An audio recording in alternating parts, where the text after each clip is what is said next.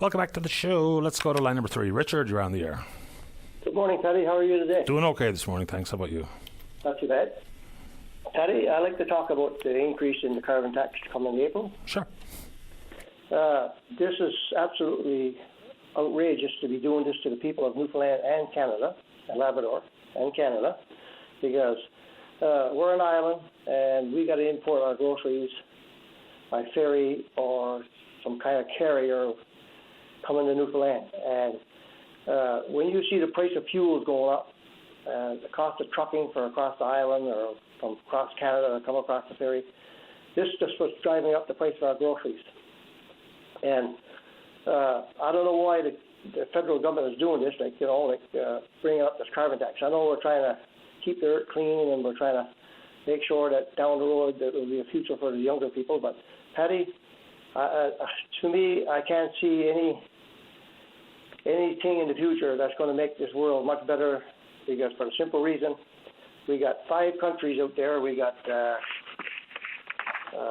United States, China, Russia, Japan, India, the 5 of the biggest polluters in the world, polluting this earth. They're unbelievable. Don't care. They got no carbon tax or anything trying to cut back the pollution on this earth. No, but there's no one on the face of the earth adding more renewables than China at the exact same time. And then you look at the price of food, which I think is an interesting study because, the price of food, the groceries has increased by 22.5% since 2020. But if you look south of the border, their food inflation is more stubborn than ours, and they don't have a carbon tax. So I'm not really sure about all of the contributions to the price of groceries, but it's not just one thing, I don't think. And I mean, we can just look to our trading partner, that is the United States. Their food inflation problem is worse than ours, and they don't have a carbon tax. So it might have some impact, and of course it does. To what extent, I think, is debatable. Well, Paddy, like this country, Canada, we live in, is only a dot on the face of this earth compared to these other big countries. And we're trying to save the world, Paddy. I know their hearts is in the right places, but it's not going to happen, Paddy. Not with all these big polluters, unless they come under one umbrella and start trying to save this earth. But Paddy, for what Prime Minister Trudeau is doing to us with this carbon tax is absolutely unreal, because how can you say to this country, oh, we're going to try to save the world? Well, we're only a little spot on this face of this earth, Paddy, and to me, we're not going to do much unless the rest of them does it. But that's why I guess there's been international cooperation with things like the Paris Summit. Formerly Kyoto, which we signed on to, we came nowhere close to hitting our targets. Then our country, and I think something like 193 countries in the world, signed on to commitments to hit targets at Paris with the Paris Accord.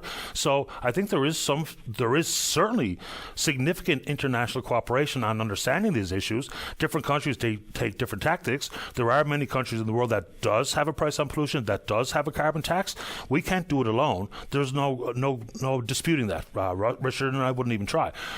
But the fact of the matter is, we can only do what we can do. We can only control what we can control. We can only hope to be on side with a global community that is on the same page. You're never going to get that type of cooperation with the Chinese or the Russians or the Indians.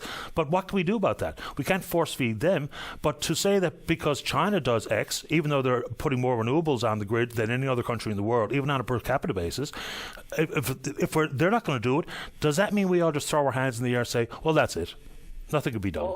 Well, Paddy, like I said, we're only a small dot on the face of this earth, and I think Mr. Trudeau, the Prime Minister of this country, is moving too fast on this, Paddy, because it's putting undue hardships on everybody around this country. And the people in the north, their price of their groceries is outrageous. I know ours is outrageous also, but theirs is astronomical. And for this government to keep moving in that direction at this speed, no, Paddy, they're moving too fast. Well, let me say this. I guess in agreement in some form with what you're saying, I think a pause is required on April the 1st. I really, truly do. I mean, the province has extended the halving of the gas tax here in this province, but that carbon tax increase will mean 17 cents per litre, and with the inflation rate where it is, and with the interest rate where it is, and with the price of groceries where they are, and the price for almost everything else that we've touched that's gone up and doesn't look like it's coming back to earth very quickly, a pause, I think, is legitimate, and a legitimate request made by 7 premiers in this country, and it should be given careful consideration. It can't be just rejected out of hand, because my purchasing power of my money has been diminished greatly. And I do think a pause. Now, I do think there's got to be some, if people think carbon tax is bad, replace it with what? And what does that cost? And how do I pay for it? I think we haven't had that conversation. But I will agree in full that come this April the 1st, there's every reason in the world to press the pause button, at least until things stabilize a bit. For sure, Paddy. I agree with you 100%. But, Paddy, there's a lot of litigating factors other than the pollution. Like, everybody figures that the ozone layer is being depleted. But it's not only the ozone layer, it's the center of the Earth. And with all the oil that's being pumped out of the center of the Earth is heating up. The oil actually has a coolant in the Earth, Paddy, and it keeps the core. But the problem isn't the temperature of magma. It's not the core temperature of the planet that's the concern here.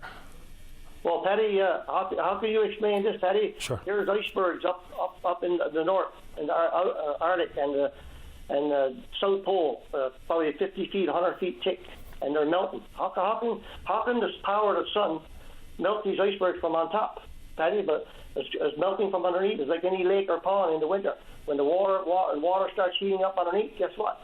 The pond melts away. Well, this is what's happening, Paddy. They're taking too much oil out of the earth, and they're taking the coolant away.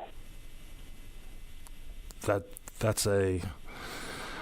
I don't think I've ever heard anyone make the point or try to make the point that way. The oceans are heating, and that's not me saying it. That's everybody that is involved in that particular arena, including DFO in this country, the marine groups in the United States, off of the European Union, off of South America, off of Australia. I mean, this is well understood that the oceans are heating, and what that means. I mean, even curiously, like we're talking about the protests with the fisheries and what have you. What doesn't get considered, because we're talking about the price of a pound of snow crab, but what we're not really talking about is just about the abundance or lack thereof of certain species that are now inhabiting colder waters away from where we fish, traditionally speaking. So I think the temperature of the ocean goes a long way to that. Talk about biodiversity, the amount of fish in the water, and also what warm water means for the intensity and the frequency of storms, which is obviously very real, that we all know. This is not a new thing. This is not a carbon tax issue. Is when the water is warm, it can absolutely intensify things like tropical storms or hurricanes. So there's a lot to what you just said. I will give you the last word before I have to go, Richard. Yeah, well, I got one more. I got two things. Try to give me 1 minute, please. Like my example of the earth heating up. Okay, refer to a gasoline engine in a vehicle. If you take the oil of the gasoline engine and put water in there, how long before it burns up, Paddy? So sorry to say that again. I say, if you got a gas engine in a vehicle, Paddy, right, and you take the engine oil out and you replace it with water, how long before that engine will burn up? Well, water is not conducive to the operations of an internal combustion engine. My point I'm trying to oil's a lubricant. Yeah, well, oil also retains heat, Paddy, can hold the heat. And that's what I'm saying about center Earth. But one more thing, Paddy. Very quickly, I have to go. Pierre Pauliette, I like to see him in Stephenville and Port aux Basques, not only just Corner Brook and Daly. We like to ask him a lot of questions about his platform, and he's only every time he comes to Newfoundland, as far as he comes, is Corner Brook. Well, Newfoundland don't end at Corner, Mr. Pauliette. And nor does Canada end at Cape at North Sydney.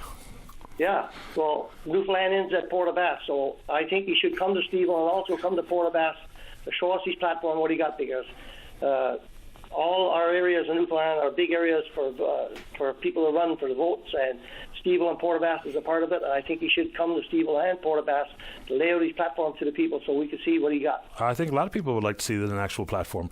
Richard, appreciate your time. Thanks for the call.